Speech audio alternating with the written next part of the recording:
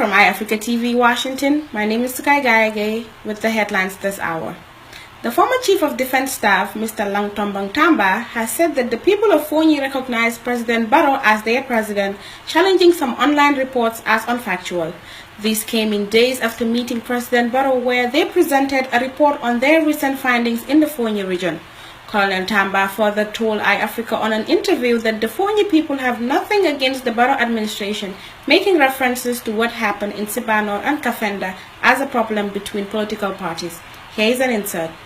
We realize that the people of Fonyi recognize the government, the people of Fonyi recognize the president, that is President Adama Barrow. The people of Fonyi recognize him as the president of the Gambia.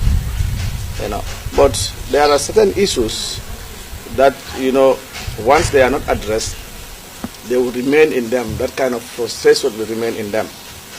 Like, they felt that they are parts of the Gambia, so they see themselves as also part of the government, but not only that, they felt that they've been left out.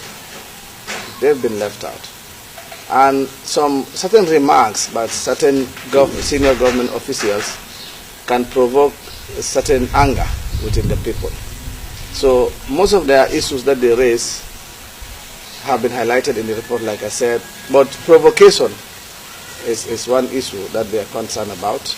Because if you look at the incident that happened in Kamfenda, it's not between the people of Fonyi and the government. No. It is between parties, political parties.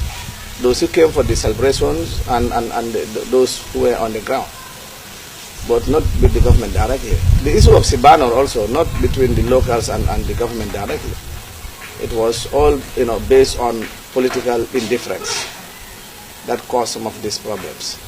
So the people of Fonyi made it clear to us that they have nothing against the government, but they have concerns, issues that concerns them that they need the government to address.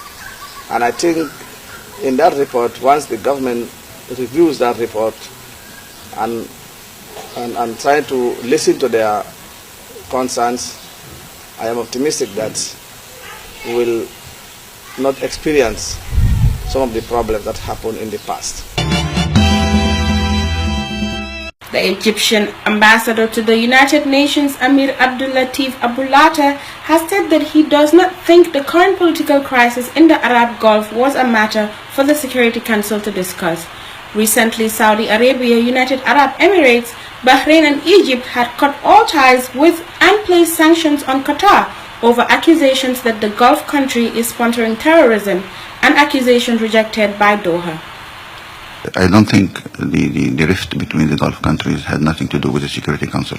I don't see it.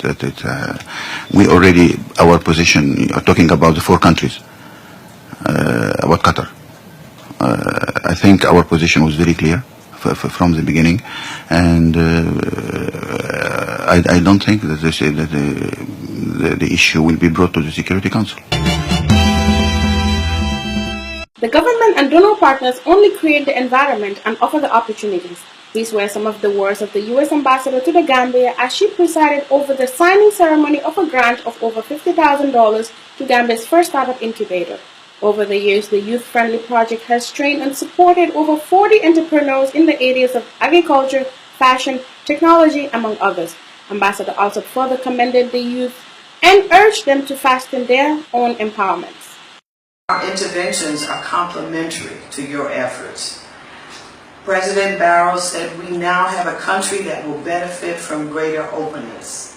I agree, because what that means to young Gambians is that you are now free to express your innovative ideas and put them to the test. You may not be successful at first, but if you persevere, you can lead this country's development. The South Sudanese President Salva Kiir has said that he would like the UN mission in his country to reach out to the rebels who are currently holding citizens hostage and call on them to come together and speak to one another in order to bring peace in the newest African nation. These reports were made public by Cabinet Affairs Minister Elia Lamuro at the President's office after a closed-door meeting ended with the UN peacekeeping chief Jean-Pierre Lacroix in Juba. We're going to send messages, very clear message on what he would like the UN to do. One key one was the fact that he would like IGAD, UNMISS or United Nations to reach out to those rebels who are holding citizens hostages and to engage them and to bring them to the table to speak to one another in order to bring peace. You are now up to date with the current headlines. For more on these and other stories, visit our website on www.iafrica.tv. I'm Sakai, and have a good day.